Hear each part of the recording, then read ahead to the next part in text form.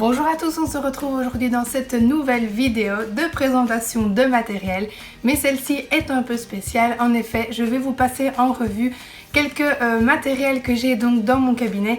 Malheureusement, je n'ai pas pu tout prendre, donc je referai cette vidéo si ça vous intéresse. Donc là, simplement, je vous présente les jeux de chaque maison d'édition et je vous dis si pour moi c'est un top ou un flop. Alors attention, les flops évidemment ce ne sont que mon avis et ça ne veut pas dire que le jeu est nul. Je respecte bien évidemment le travail de l'auteur, c'est simplement que j'y vois plus d'inconvénients que d'avantages, ou bien tout simplement que finalement le jeu je ne l'utilise pas tant que ça.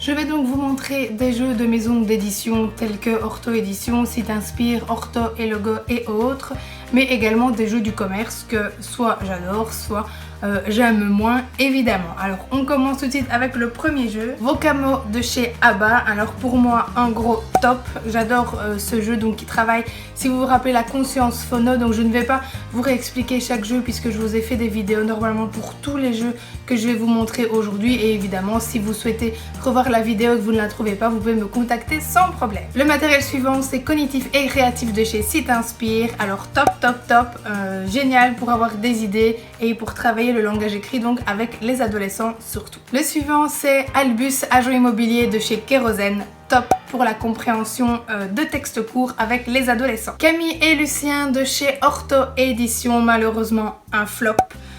Pour le prix, pour la qualité du matériel et pour la règle du jeu en lui-même. Ensuite, je vous les présente ensemble évidemment. Vous avez donc Déducteur de chez Orto et Logo et Déduxor de chez Orto Édition. Deux gros top évidemment. J'adore ces jeux et ils sont même dans mes indispensables.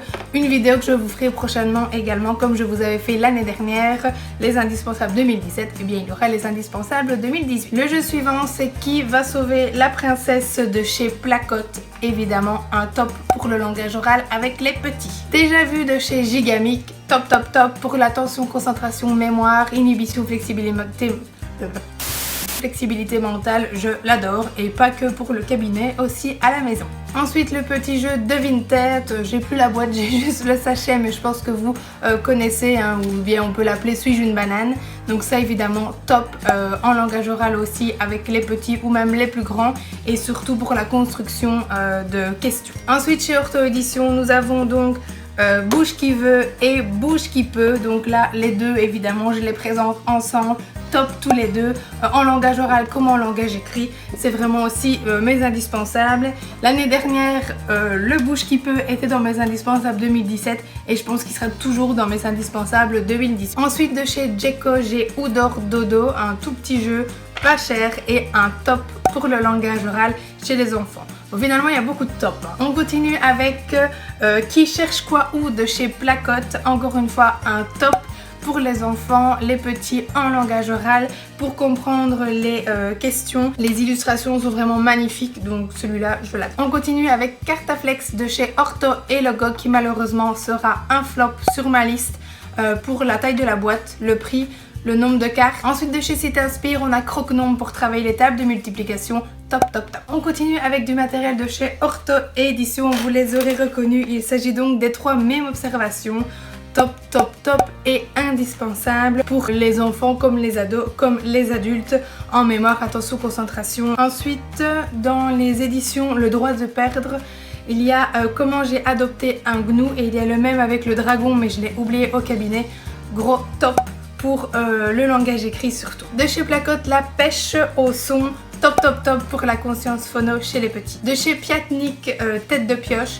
Top. Ensuite chez Le Scorpion masqué, c'est pas faux, top aussi, surtout pour travailler l'inhibition et même pour la maison, il est vraiment super chouette. On continue chez Placote avec de Destination Consigne. Pour moi malheureusement ce sera un flop pour le prix et le peu finalement de matériel dans la boîte. Ensuite chez savoirjouer.com vous avez Image en tête, top pour la compréhension et le langage écrit en général avec les ados et les adultes. Et ensuite pour terminer, de chez Orto Édition, Désignudi qui est sorti il n'y a pas très longtemps. J'aurais pu vous montrer Dire ou ne pas dire en même temps, donc pour moi vous l'aurez compris, top, surtout pour aller à domicile avec les adultes. Voici donc pour cette vidéo qui j'espère vous aura plu. J'avais lancé un sondage sur Instagram pour voir si ça vous intéresserait et la majorité m'ont répondu que oui.